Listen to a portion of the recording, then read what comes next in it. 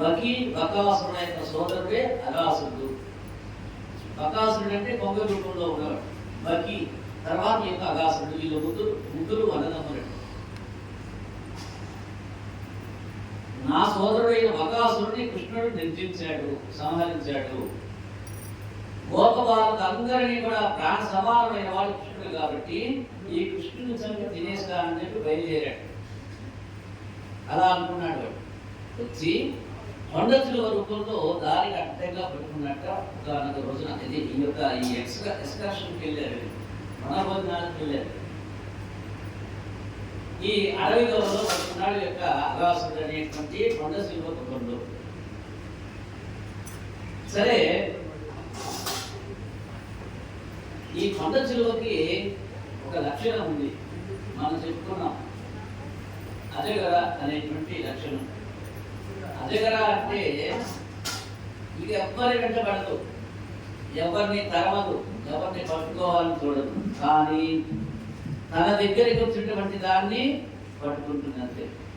ఇది యొక్క అజగరం యొక్క లక్షణం, ఈ కొండచిలువ లక్షణం. ఇది ఏ చెట్టుకో చుట్టుకున్నప్పుడు లోపల ఉన్న ప్రాణిని విరిగేట్లుగా చేస్తుంది, మింగేస్తుంది మొదట. తర్వాత చెట్టుకు చుట్టుకొని గట్టిగా వస్తుంది. అప్పుడు ఆ యొక్క లోపల జీవి ఏదైతే ఉందో నలిగిపోతుంది, ఆ తర్వాత అది ఆరంభిస్తుంది. ఇది దాని లక్షణం. ఇప్పుడు అగాసురుడు అనేటువంటి కొండచిలువ మార్గానికి అడ్డుగా పడుతుంది. దాని నోటి పైద కూడా ఆకాశానికి పెట్టింది. నోరు తెలుస్తుంది, కింద కూడా భూమి మీద పెట్టింది. ఈ పిల్లలు అలా పోతూ ఉన్నారు, ఆ యొక్క దోవ పెట్టి వస్తూ ఉన్నారు. దారి కట్టంగా పడి ఉన్న దాన్ని గుర్తించి దాన్ని కొండచిలువగా నిర్ధారించుకున్నారు. ఏం చేయాలని చెప్పి ఆలోచిస్తూ ఉన్నారు. వెనక్కి తిరిగి చూశారట. ఆ వెనుక ఉన్నాడు చిన్ని కృష్ణుడు, నవ్వుతూ నిలబడి ఉన్నాడు. వీళ్ళన్నారట, బకాసురుడిని చంపిన కృష్ణుడు మనకి వెనకాల ఉన్నాడు. ఎందరు కొండచిలువ ఉంటే ఆ ఇల్లుగా కొండచిలువ ఉంటే ఏమిటి, గురుంటే ఏమిటి, శివం ఉంటే మనకి ఏమిటి, మనం వెళ్ళిపోతాం పదండి అన్నాడు. అలా నవ్వుకుంటూ వారు పక్కన ఉన్నటువంటి ఆవుల్ని దూడల్ని ఆ యొక్క చుట్టాలు పట్టుకొని ముందుకు పోతూనే ఉన్నారు. ఎదురుగా కొండచిలువ ఉంది. అలా వెళ్తూ ఉంటే ఎక్కడికి పోతారు వాళ్ళు? ఆ కొండచిలువలోకి పోతారు. నోరు తెచ్చుకుని ఉన్నదంటే ఆకాశం అంత ఉంది ఆ యొక్క నోరు. ఆ దానిలోకి వెళ్ళిపోయినా వీళ్ళందరూ కూడా నోట్లోకి తోలేసి వారు కూడా అందులో ప్రవేశం చేశారు. వెళుతున్న సంగతి ఆ పిల్లలకి అందరికీ తెలుసు. కానీ వెనక ఎవరున్నారు? ఆయన ఉన్నాడు కదా, ఆయన చూసుకుంటాడు. ఇంతకుముందు జరిగిన ఇలాంటివి ఎన్నో. బకాసురుడి నోట్లోకి వెళ్ళారు వీళ్ళంతా. చివరిలో ఆయన నోట్లోకి వెళ్ళాడు. ఏం చేశాడు? ఆ యొక్క రెండింటిని చీల్చి మనల్ని అందరినీ రక్షించాడు కదా, అలానే ఇప్పుడు కూడా ఆయనే చూసుకుంటాడని అని చెప్పి వాళ్ళు లోపలికి వెళ్ళిపోయినారు. సహజంగా ఆగి వెనక్కి వెళ్ళాలి, పరిగెత్తాలి, భయం పుట్టి.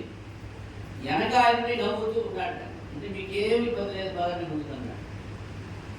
ఇక అందరూ ఆ నోట్లోకి వెళ్ళిపోయినారు. ఆ కొండచిలువ అగాసురుడు అనేటువంటి విషయాన్ని కృష్ణుడు గ్రహించాడు. ఈ పూర్త అగాసురుడు అడ్డుగా పడుకున్నాడు. గోపబాలకులందరూ నేనున్నానని గోసంపదతో సహా అగాసురుడి నోట్లోకి వెళ్ళిపోయినారు. వాళ్ళు ఎందుకు వెళ్ళారు అలా? భయం భక్తి లేకుండా నేనున్నా అనేటువంటి ధీమా వాళ్ళకు. కాబట్టి అది నా కోసమే ఇలా దవడలు మూయలేదు. ఇప్పుడు వారందరినీ బ్రతికించడానికి నేను లోపలికి వెళ్ళాలి, ఈయన వెళ్తే కానీ వాళ్ళు బయటికి రారు అని కృష్ణుడు అనుకుని దాని నోటి దగ్గరికి వెళ్ళేసరికి వీళ్ళందరూ దాని కంఠం దగ్గరికి వెళ్ళిపోయినారు. అది నాలుగును చుట్టి గబాగా ముగేస్తుంది. వాళ్ళు కడుపులోకి వెళ్ళిపోయారు. లోపల ఉన్న విషద్వారాలకి వాళ్ళు మరణించారు. కృష్ణుడు దాని కంఠం దగ్గరికి వెళ్తే కృష్ణుని కూడా నిలిపోయింది. పైన దవడని నొక్కింది. నొక్కేసరికి నిటారుగా పెద్ద స్తంభంగా అయిపోయినాడు. అలానే నిలబడిపోయినాడు స్థానంపై కృష్ణ పరమాత్ముడు. అది నోటిని నొక్కేసరికి స్తంభం లాంటి పరమాత్మ శిరస్సు దాని దవడని కూర్చొని పైకి వచ్చేసింది. ఈయన తన యొక్క శరీరాన్ని పెంచుతూ ఉన్నాడు. అమాంతం పెరిగాడు. దానికి లోపలికి ఊపిరి పీలిస్తే అందనంతా మూసుకుపోయేట్లుగా పెరిగాడు. ఇక గాలిపోవడానికి అవకాశం లేకుండా పోయింది ఆ యొక్క అగాసురుడికి. గిలగిల కొట్టుకుంది, ఊపిరాడకపోతే చస్తుంది ప్రాణి. గిలగిల కొట్టుకుంది, అటు ఇటు తిరిగింది, తిరుగుడు పడిపోయి గిలగిల కొట్టుకుంటుందట చివరికి. అంటే శక్తి సన్నగిల్లిపోతుంది దానిలో. పోరాడే శక్తి లేదు, నశించింది ఆ యొక్క అగాసురుడు అనేటువంటి పండశిలువడు. ఆ సమయంలో దాని కడుపులో ఉన్న మరణించిన వారందరినీ కృష్ణ పరమాత్మ చూశాడు. అసుర సంధ్య వేళ అవుతుండగా నక్షత్రాలతో కలిసి ఆకాశంలో ప్రకాశిస్తున్న చంద్రబింబంలా తన యొక్క కళ్ళ నుండి కరుణామృతాల దృష్టిని ఆ యొక్క చిన్ని కృష్ణుడు వాళ్ళ మీద ప్రసరింపజేశాడు.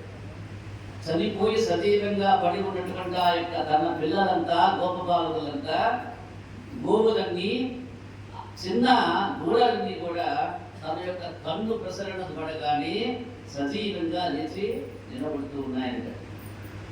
ఆవులు, దూడలు, ఎద్దులు అన్నీ జీవించాయి. అందరూ ఆ యొక్క పండశిలువ నోట్లోంచి బయటకు వచ్చేసేసారు. బయటకు రాగానే వాళ్ళ ఒక అద్భుతాన్ని చూశారు. ఆ పాము ప్రాణంతో కొట్టుకుంటుంది ఆ సమయంలో. చివరికి దాని ప్రాణం పోయింది. దానిలోంచి ఒక దివ్యమైన వెలుగు వెలువడి పైకి లేచి చిన్న కృష్ణుడి లోపలికి వెళ్ళిపోయింది. దీనితో ఇంత పాపకు రక్షసుడు మోక్షాన్ని పొందేశాడు కదా అని చెప్పి కృష్ణుడి స్పర్శ చేత అతనికి ఉన్న పాపాలన్నీ విరిగిపోగా అతను ఏమైనాడు? వైకుంఠ లోక ప్రాప్తికి గురైపోయినాడు. అంటే పరమాత్మని ధ్యానించిన, పరమాత్మని ద్వేషించిన, పరమాత్మని కొట్టినా తిట్టినా, పరమాత్మని వేడుకున్నా ఒకే ఫలం వచ్చిందని చెప్పి అందరూ లీలగా ఆ యొక్క లీలని ఆశ్చర్యంగా కనిపిస్తూ ఉన్నారు. అగాసుడు ఒక పాపపు రాక్షసుడు. పాపం అంటే ఏమిటి? పాపం అంటే దుష్కర్మ అంటాడు. పాపకర్మ నుండి ఏమొస్తుంది? దుష్కర్మ వల్ల దుఃఖం వస్తుంది. దుష్కర్మ వల్ల దుఃఖం వస్తుంది. కాబట్టి ఈ పాపకర్మ పండశిలువగా నోరు తెచ్చుకొని మన దారిలోనే పడుకుంటుంది. అది రాని పిలుస్తుంది. ఏమిటది? పాపము యొక్క కర్మ. ఆ పని చేస్తే మన పాపం చుట్టుకుంది మనకి. కాబట్టి అది పిలుస్తూ ఉంటుంది. పాపకర్మ మనమే దానిలోకి నడిచేట్టుగా తీసుకుంటుందయా. అది ఎప్పుడు తనంత తానుగా వచ్చి మిగలదు. అగాసుడు అదే చెప్పేది. ఆ కర్మ అనేటువంటిది అది పిలవదు, మనమే దాని దగ్గరికి వెళ్తాం. ఎప్పుడు తనంత తానుగా వచ్చి మింగదు. పాప కర్మ మిమ్మల్ని మింగలేదయా, నేను పాపం చెయ్యను అని చెప్పి మీరు అనుకుంటే పాపం మీ చేత చెడ్డ పని చేయించలేదు. కానీ మనలో మోహబుద్ధి బయలుదేరుతుంది. ఏదో అప్పటికి ఒక సుఖాన్ని కోరి పర్వాలేదులే చేసేద్దామనేది అనుకుని ఆ యొక్క పాప కర్మని మీ చేత చేయిస్తుంది.